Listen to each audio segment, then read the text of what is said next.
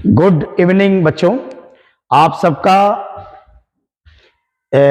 Study time with Rajesh sir YouTube channel पर आप सबका स्वागत है। हम लोग क्लास 12th का इलेक्ट्रोकेमिस्ट्री पढ़ रहे थे और इलेक्ट्रोकेमिस्ट्री में आज का हम लोग का लेक्चर होगा relation between E not cell and equilibrium constant. Okay, और जैसे कि हम जानते हैं बाय थर्मोडायनामिक्स, मैंने आपको थर्मोडायनामिक्स की मदद से नस्ट इक्वेशन का मैंने डेरिवेशन कराया हुआ हो। प्लीज जो बच्चे नस्ट इक्वेशन का डेरिवेशन नहीं देखे होंगे, इस चैनल पर जाकर नस्ट इक्वेशन का डेरिवेशन देख लीजिए। नस्ट इक्वेशन का डेरिवेशन, नस्ट इक्वेशन का फार्मूला जो ई सेल इक्वल्स के ई नॉट सेल माइनस के RT by NF log KC base E, ये कहां से आया है। आज हम लोग पढ़ेंगे कि जब इक्विलिब्रियम, जब भी कोई गैल्वेनिक सेल काम करता है, तो गैल्वेनिक सेल जब काम करता है तो कुछ समय के बाद उसमें इक्विलिब्रियम स्थापित होता है, इक्विलिब्रियम आता है। और जब किसी भी गैल्वेनिक सेल के अंदर इक्विलिब्रियम जब आ जाता है तो ये सबसे इंपॉर्टेंट है, ई सेल की वैल्यू क्या हो जाती है, जीरो हो जाती है। आज इसी पर पढ़ेंगे क्यों ऐसा होता है कि गैल्वेनिक सेल जब भी काम करना शुरू करेगा तो आफ्टर सम टाइम्स धीरे धीरे सेल काम करने के बाद गैल्वेनिक सेल जब इक्विलिब्रियम आएगा तो इक्विलिब्रियम पर सेल का जो ईएमएफ वैल्यू है वो जीरो क्यों हो जाती है, जीरो क्यों हो जाती है। This is the most important question for equilibrium. Galvanic cell का ई नॉट सेल जो वैल्यू, जो ई सेल है वो जीरो होगा इक्विलिब्रियम पर। इसी को डीपली स्टडी करने की हम लोग कोशिश करेंगे।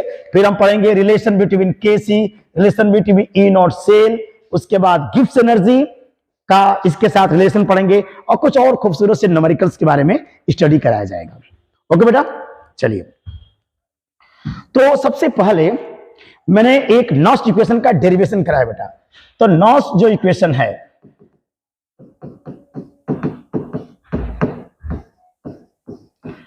नॉस्ट इक्वेशन, प्लीज आप इसका डेरिवेशन चैनल पर जाकर देख लीजिएगा। और नॉस्ट इक्वेशन क्या कहता है, ये कहता है कि ई सेल इक्वल्स के E not cell minus R T by N F, और ये होगा बेटा लॉग के सी बेस ई। इसमें कौन क्या सब जानते होंगे। क्वेश्चन ये कह रहा है कि जब गैल्वेनिक सेल काम करना शुरू करता है तो कुछ समय के बाद इक्विलिब्रियम आएगा और इक्विलिब्रियम पर ई सेल की वैल्यू क्या हो जाती है, जीरो हो जाती है। क्यों जीरो होती है इसके ऊपर डिस्कस कर लेते हैं। जब ई सेल के वैल्यू इक्विलिब्रियम पर जीरो क्यों होती है, इसको जान जाएंगे तो डेरिवेशन एकदम आसानी से आपको लेक्चर समझ में आ जाएगा इसका। ओके, तो मैं इसको समझाने के लिए मैं एग्जांपल लूंगा डेनियल सेल का। डेनियल सेल, तो डेनियल सेल से परिचय आप लोगों को होगा सारे बच्चों का।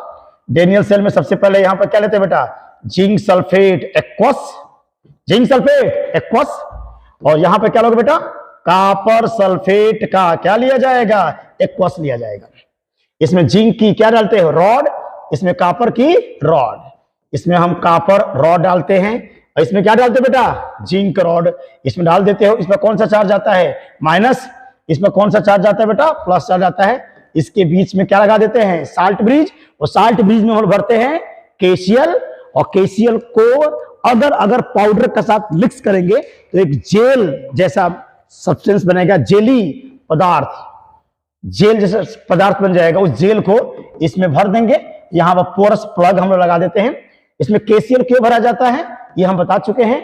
साल्ट ब्रिज में पोटेशियम क्लोराइड या किन किन साल्टों को इसमें भरा जा सकता है, किन किन साल्टों को भरा जा सकता है कि अगर साल्ट ब्रिज में केसीएल भर देंगे तो लिक्विड जंक्शन पोटेंशियल की वैल्यू क्या हो जाएगी, जीरो हो जाएगा, क्योंकि के प्लस और सीएल माइनस का ट्रांसपोर्ट नंबर सेम होता है, बिल्कुल बराबर होता है, इसलिए लिक्विड जंक्शन पोटेंशियल जीरो हो जाता है। ये पीछे लेक्चर में मैं इसको समझा चुका हूं। ओके, अच्छा, इस पर नेगेटिव चार्ज क्यों आता है ये सबको पता है, क्यों नेगेटिव चार्ज होगा बेटा। देखो जिंक रॉड है और जिंक जो रॉड है बेटा, ये आपका जिंक रॉड है। अब इसमें होता क्या है कि जिंक जो है वह दो इलेक्ट्रॉनों को लॉस करता है, दो इलेक्ट्रॉनों को लॉस करता है रॉड पर, और जिंक आयन में माने सॉल्यूशन में वो आ जाता है। फिर से समझिए क्या बोल रहा हूं मैं। यहां पर क्या होता है, जो जिंक एटम है वह अपने दो इलेक्ट्रॉनों को रॉड पर छोड़कर वह Zn प्लस प्लस के फॉर्म में सॉल्यूशन के अंतर्गत आ जाता है। ये फिनोमेना क्या होगी, जिंक बदल रहा है Zn प्लस प्लस में, दो इलेक्ट्रॉन लॉस कर रहा है, दिस इज ऑक्सीडेशन। ये फिनोमेना हो रही है बेटा ऑक्सीडेशन, ये फिनोमेना हो रहा है, ये ऑक्सीडेशन, और जहां ऑक्सीडेशन होता है उसको हम एनोड कहते हैं। क्या कहते हैं बेटा? एनोड कहते हैं। क्लियर? अब क्या होगा, जब धीरे धीरे सेल काम करना शुरू करता है, जब धीरे धीरे जिंक रॉड से जिंक आयन आपके सॉल्यूशन में जब आने लगता है, तो आफ्टर सम टाइम, कुछ समय के बाद क्या होगा बेटा? कुछ समय के बाद ये होगा कि आपका रॉड है, अब आपके रॉड में केटायंस जो प्लस प्लस है उसकी संख्या तो क्या हो जाएगी? बहुत ज्यादा हो जाएगी। पूरे सॉल्यूशंस में केटायंस क्या होंगे? बहुत ज्यादा हो जाएंगे।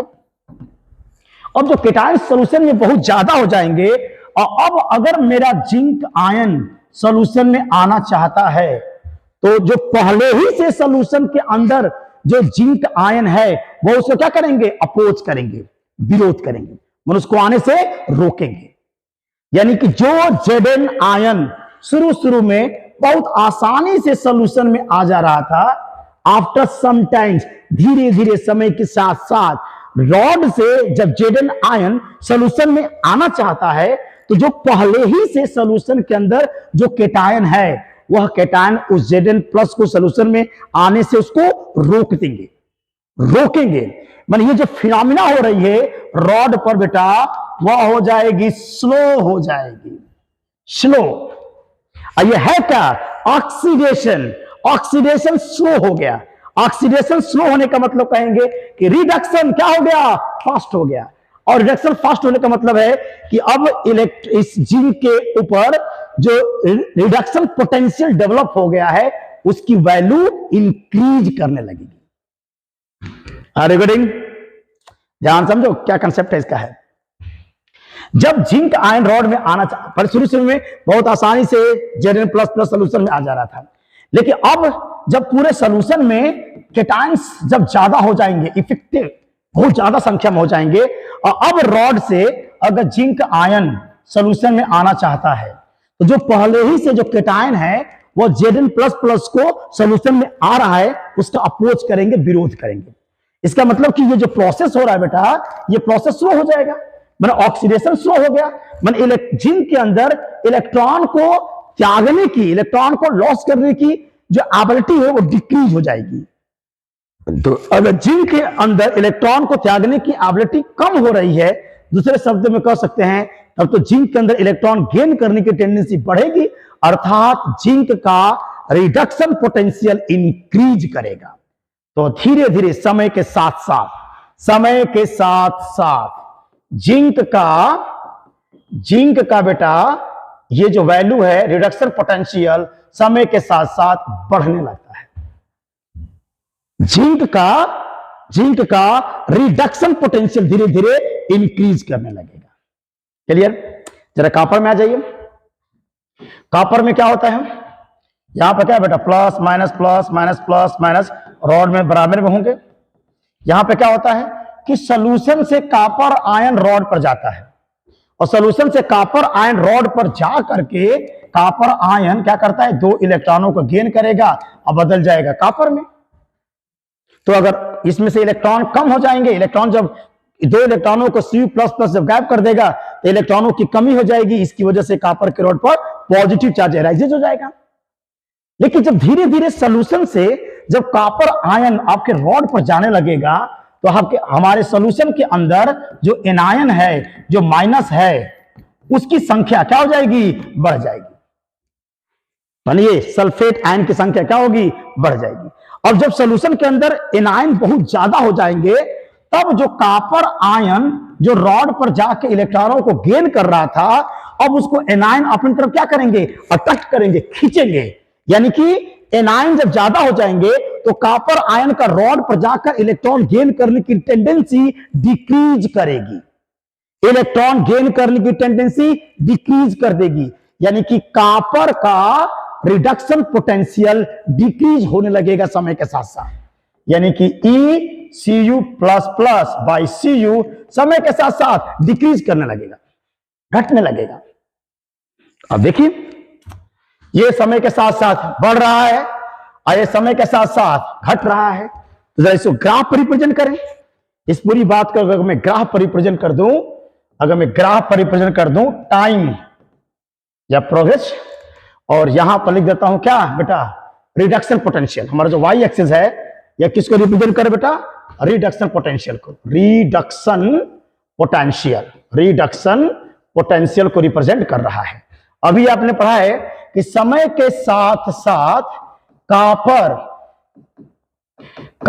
का रिडक्शन पोटेंशियल क्या होता है, डिक्रीज करता है, और जिंक का जो रिडक्शन पोटेंशियल है वो धीरे धीरे क्या होता है, बढ़ रहा है। अगर सिंपल सी बात है, एक घट रहा है एक बढ़ रहा है, तो एक समय ऐसा आएगा जहां पर दोनों आपस में क्या होंगे, बराबर हो जाएंगे, और यही है बेटा इक्विलिब्रियम। एकदम बिल्कुल बराबर हो जाएगा। ई Cu plus plus by Cu बिल्कुल बराबर हो जाएगा ई Zn plus plus by Zn, दोनों बिल्कुल बराबर हो जाएंगे। यही पॉइंट है बेटा इक्विलिब्रियम, ये इक्विलिब्रियम कहलाएगा। अगर इक्विलिब्रियम आ गया तो ई सेल का फॉर्मूला क्या पढ़े हैं, ई सेल का फॉर्मूला पढ़ाया गया है, ई कैथोड और माइनस के ई एनोड, ई कैथोड माइनस के ई एनोड। कैथोड क्या होता है बेटा, कैथोड जानते ही है, इसमें कॉपर कैथोड काम कर रहा था, तो हो जाएगा ई Cu plus plus by Cu minus हो जाएगा ई Zn plus plus by Zn। चूंकि दोनों बराबर हो गए हैं तो वैल्यू क्या हो गई, जीरो हो गया, वैल्यू जीरो।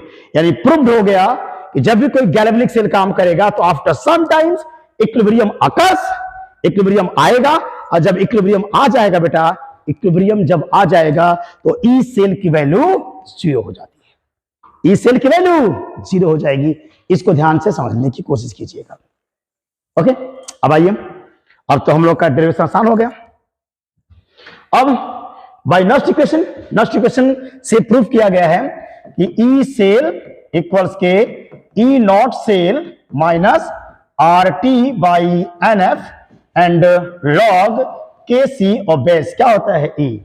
फॉर इक्विलिब्रियम अभी पढ़े आपने, फॉर इक्विलिब्रियम ई सेल की वैल्यू क्या होगा, जीरो इक्विलिब्रियम पर, तो ये हो जाएगा जीरो, और ये हो जाएगा E not cell minus R T by N F, और ये हो जाएगा log K C and base ई हो जाएगा। इधर वाला बेटा तो निकल जाएगा हम लोग का ई नॉट सेल इक्वल्स के R T by N F, और ये हो जाएगा लॉग के सी और base e. This is the relation between E not cell and equilibrium constant K C. थोड़ा और सॉल्व करते हैं। अगर बेस ई को बेस 10 में कन्वर्ट कर दें, ये हो जाएगा आपका ई नॉट सेल इक्वल्स के 2.303, और ये हो जाएगा R T by N F, और ये हो जाएगा लॉग के सी और base 10। By using this formula we can able to find the equilibrium constant for any cell reaction. किसी भी सेल रिएक्शन का इक्विलिब्रियम कांस्टेंट इस फार्मूले की मदद से हम लोग निकाल सकते हैं। ओके, चलिए नेक्स्ट कवर करें अगर हम लोग, तो as we know that about Gibbs energy, हमने पढ़ा है कि गिब्स जो एनर्जी होती है, गिब्स फ्री एनर्जी क्या होती है बेटा, डेल्टा जी। और जो गिब्स एनर्जी होती है वो क्या होती है, useful energy of the any system. Useful energy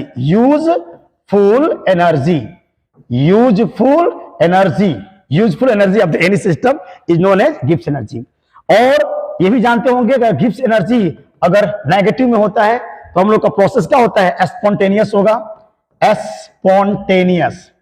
spontaneous process होगा।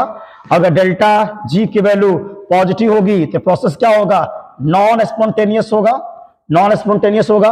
और डेल्टा जी की वैल्यू अगर जीरो होता है, इसे कहा जाता है दिस इज इक्विलिब्रियम। हम गैल्वेनिक सेल के बारे में जानते हैं। गैल्वेनिक सेल बेटा, गैल्वेनिक सेल के अंदर जो गैल्वेनिक सेल होता है बेटा, गैल्वेनिक सेल के डेल्टा जी की वैल्यू क्या होता है, नेगेटिव होता है, क्योंकि गैल्वेनिक सेल को काम करने के लिए बाहर से एनर्जी सोर्स की जरूरत नहीं पड़ती है। तो the mechanism of galvanic cell is spontaneous होगा, इसलिए गैल्वेनिक सेल के डेल्टा जी की वैल्यू क्या होगा, नेगेटिव हो जाएगा। अब एक फॉर्मूला जानते हो, V बराबर W बाई क्या होता है, Q। अब यहां से W बराबर निकाल देंगे तो हो जाएगा V इंटू Q। W माने वर्क डन, और वर्क डन को कहा जाता है गिब्स एनर्जी। ये हो जाएगा हम लोग का गिब्स एनर्जी। चूंकि गैल्वेनिक सेल है तो क्या होगा, माइनस चिन्ह लगाएंगे। V मैंने क्या है, EMF of the cell, cell का ईएमएफ, मैंने इसको बोलेंगे ई सेल। और Q क्या है, amount of charge, amount of charge. मान लीजिए कि एक सेल के अंदर एक रिएक्शन हो रहा है, A प्लस बी मिलकर COD बना रहा है और इसके अंदर Ne इलेक्ट्रॉन इंट्रोड्यूस हो रहे हैं, Ne इलेक्ट्रॉन कंज्यूम हो रहे हैं। हम जानते हैं कि 1 मोल इलेक्ट्रॉन का चार्ज होता है 1 फैराडे, 1 मोल इलेक्ट्रॉन का चार्ज होता है 1 फैराडे। तो अगर किसी सेल के अंदर n मोल इलेक्ट्रॉन कंज्यूम हो रहा है तो चार्ज हो जाएगा NF हो जाएगा। तो गिब्स एनर्जी डेल्टा G बराबर माइनस के NF, और ये होगा बेटा E सेल। अगर इसके स्टैंडर्ड फॉर्म में लिख दें तो ये हो जाएगा delta G not equals minus के NF, और ये होगा बेटा E not cell. This is the relation between Gibbs free energy for galvanic cell, galvanic cell. इसको पॉइंट आउट कीजिए, डेल्टा G नॉट इक्वल्स के माइनस के NF E not cell. Okay, तो और आगे सॉल्व कर दें इसको। अब इसको और आगे सॉल्व करें। अभी आपने पढ़ा है कि E not cell equals RT by NF, और ये होगा बेटा log KC और बेस E। और अभी हम लोग क्या पढ़े हैं, गिब्स एनर्जी डेल्टा G बराबर माइनस के NF, और ये हो जाएगा E नॉट सेल। ये वैल्यू यहां पर क्या करेंगे, पुटअप कर दीजिए। अगर पुटअप कर देंगे तो डेल्टा G नॉट इक्वल्स के माइनस के NF, और इसकी वैल्यू हो जाएगा बेटा RT बाई NF, और ये हो जाएगा log KC और बेस E। NF से NF कैंसिल, तो हो जाएगा डेल्टा G नॉट इक्वल्स के minus RT and log KC और बेस E। इसको 10 में कन्वर्ट कर दो, ये हो जाएगा delta G not equals minus 2.303 RT, और ये हो जाएगा log KC और base 10। By using this formula हम किसी केमिकल रिएक्शन का, मैंने किसी भी गैल्वेनिक सेल का हम गिब्स एनर्जी निकाल सकते हैं। जिस सेल का गिब्स एनर्जी जितना ज्यादा नेगेटिव होगा वो सेल उतना अच्छा काम करता है, उतना बढ़िया सेल माना जाता है। ओके बेटा, अब चलिए इस पर एक खूबसूरत सा एक न्यूमेरिकल लगा लिया जाए, एक अच्छा से न्यूमेरिकल लगा लेते हैं। देखिए एक न्यूमेरिकल्स जेई ने पूछा था, उसको ध्यान समझिएगा कि गिवन दिया था कि E not Cu plus plus by Cu, इसके सारफी वैल्यू दिया था प्लस के 0.34 वोल्ट, और दिया था बेटा E not Cu plus by Cu बराबर प्लस के 0.522 वोल्ट, और क्वेश्चन दिया था कि find E not Cu plus plus by Cu plus की वैल्यू को फाइंड आउट कीजिए, है ना। ये क्वेश्चन जे ने पूछा हुआ है और ये आपका मोस्ट इंपॉर्टेंट आपका क्वेश्चन है। इस क्वेश्चन को ध्यान से समझिएगा, इसके कंसेप्ट को समझने की कोशिश कीजिएगा, ये सवाल कैसे सॉल्व होगा। ओके बेटा, ये गिब्स एनर्जी अभी जो फॉर्मूला पढ़े हैं डेल्टा जी नॉट इक्वल्स के माइनस के NF, और जो E नॉट सेल है इसी फार्मूले पर ये न्यूमेरिकल्स क्या होगा बेटा, सॉल्व होगा। अच्छा, जो डेल्टा G होता है इसके अंदर भी एडिटिविटी नेचर होता है, जैसे चार्ज के अंदर एडिटिविटी नेचर होता है वैसे नेचर गिब्स एनर्जी के अंदर भी पाया जाता है। इस कंसेप्ट को जानिएगा। अब इस न्यूमेरिकल को समझने की कोशिश करेंगे कि हम इस, अगर कॉपर सेकंड बदल रहा है कॉपर फर्स्ट में, तो इसकी एसआरपी वैल्यू क्या होगी, स्टैंडर्ड रिडक्शन पोटेंशियल की वैल्यू क्या होगी, इसको हम लोग समझेंगे बेटा। इस रिएक्शन को ध्यान से समझिएगा। चलिए तो देखते हैं। Cu plus plus 2 electron gain करेगा अब बदल जाएगा Cu में। अगर इस केमिकल रिएक्शन के में लगाऊं, मैं गिब्स एनर्जी फार्मूला लगा दूं, गिब्स एनर्जी फार्मूला, तो क्या हो जाएगा डेल्टा G नॉट इक्वल्स के माइनस NF, और ये क्या होगा बेटा E नॉट, ये हो जाएगा delta G1 not minus N कितना है, N कितने इलेक्ट्रॉन कंज्यूम हो रहा है इस केमिकल रिएक्शन में, 2 इलेक्ट्रॉन कंज्यूम हो रहे हैं 2, और ये हो जाएगा F, और इसका दिया था बेटा रिएक्शन दिया था 0.34, पूरा सॉल्व कर देंगे तो 0 माइनस के 0.68 F, ये निकल गया हमारा डेल्टा G1 नॉट की वैल्यू। एक और रिएक्शन दिया था क्या कि कॉपर फर्स्ट बदल रहा था किसमें, कॉपर में, बैलेंस करो, इधर आपका 1 इलेक्ट्रॉन कंज्यूम हो जाएगा, इस रिएक्शन पर लगाइए, गिब्स एनर्जी लगा दीजिए, तो हो जाएगा डेल्टा G2 नॉट इक्वल्स के माइनस के NF और ये हो जाएगा E नॉट। तो n माने नंबर ऑफ इलेक्ट्रॉन्स, कितने इलेक्ट्रॉन कंज्यूम हो रहे हैं, तो एक इलेक्ट्रॉन खर्च हो रहा है, तो ये हो जाएगा माइनस के F और बेटा इसकी वैल्यू दिया था 0.522, तो इसकी वैल्यू हो जाएगी माइनस के 0.522F। ओके, और क्या पूछ क्या रहा था, क्या पूछा जा रहा था, पूछा जा रहा था कि अगर Cu प्लस प्लस बदले किसमें, Cu प्लस में, तो बैलेंस करेंगे तो एक इलेक्ट्रॉन यहां पर आएगा और इस प्रोसेस के लिए हमको निकालना था SRP value, standard reduction potential क्या होगा। तो गिब्स एनर्जी के अनुसार क्या हो जाएगा, डेल्टा G3 नॉट इक्वल्स के माइनस के NF और ये होगा बेटा E0, तो माइनस n मैंने कितने इलेक्ट्रॉन खर्च हो रहे हैं, एक इलेक्ट्रॉन, माइनस के F और ये हो जाएगा E नॉट। ओके, अब ये रिएक्शंस को देखना ध्यान से, थर्ड वाले को देखो।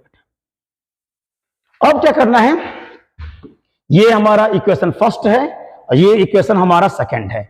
अब इक्वेशन फर्स्ट और सेकंड में कोई भी मैथमेटिकल ऑपरेशन लागू कीजिए, मैंने इक्वेशन फर्स्ट और सेकंड को आपस में जोड़िए या घटाइए, कुछ भी कीजिए, मैथ इक्वेशन फर्स्ट और सेकंड को सब्ट्रैक्ट करके ऐड करके ऐसा करिए कि हम लोग का जो रिक्वायर्ड रिएक्शन है वो हमको मिल जाए। यानी इक्वेशन फर्स्ट और सेकंड को ऐसे सेट करना है, ऐसे ट्रीट करना है कि हम लोग का थर्ड रिएक्शन मिल जाए। देख लीजिए बेटा, अगर देखिए जो थर्ड रिएक्शन है उसमें Cu कहीं नहीं है, इसका मतलब कि इक्वेशन फर्स्ट और सेकंड में से Cu को कैंसिल करना होगा। यानी कि अगर फर्स्ट में से सेकंड को मैं घटा दूंगा तो थर्ड रिएक्शन हमारा क्या होगा, मिल जाएगा। तो इक्वेशन फर्स्ट, जब इक्वेशन फर्स्ट में से अगर इक्वेशन सेकंड को आप सब्ट्रैक्ट करोगे तो हमारा इक्वेशन थर्ड मिल जाएगा। तो जो फिनोमिना रिएक्शन के साथ लगेगा वही फिनोमिना गिब्स एनर्जी के साथ लगेगी। इसका मतलब अगर डेल्टा G1 में से डेल्टा G2 को घटा देंगे तो हमारा डेल्टा G3 भी प्राप्त हो जाएगा। ओके, बस हम लोग का आंसर सॉल्व हो जाएगा, आंसर सॉल्व हो जाएगा। इक्वेशन फर्स्ट में से सेकंड को घटाओगे तो हमारा थर्ड रिएक्शन मिल जाएगा, इक्वेशन फर्स्ट में से सेकंड घटाओगे तो थर्ड रिएक्शन मिल जाएगा। तो वैसे ही अगर डेल्टा G1 में से डेल्टा G2 घटाएंगे तो मिल जाएगा डेल्टा G3। ओके, अब सॉल्व कर दीजिए, आपका आंसर आ गया। इसको सॉल्व कर देते हैं, तो delta G1 not minus delta G2 not, अच्छा वो दिखा देता हूं रिएक्शन कैसे होता है। बहुत से बच्चे कहेंगे सर कैसे होता है, देखो उसको रिएक्शन में दिखा देता। रिएक्शन फर्स्ट क्या था, Cu प्लस प्लस और 2 इलेक्ट्रॉन गेन करके ये था Cu, ये क्या था बेटा, इक्वेशन फर्स्ट था।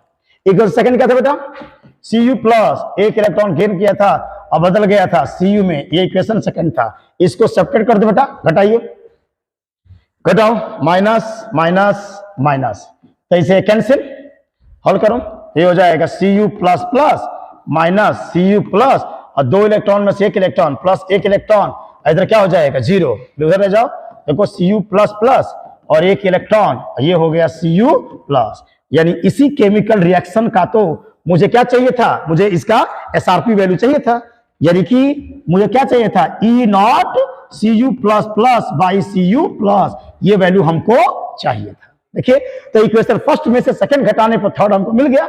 इसी तरीके से अगर डेल्टा G1 में से डेल्टा G2 घटाएंगे तो डेल्टा आपका G3 प्राप्त हो जाएगा। यानी इक्वेशन बनेगा कि delta G1 not minus delta G2 not equals के डेल्टा G3 नॉट।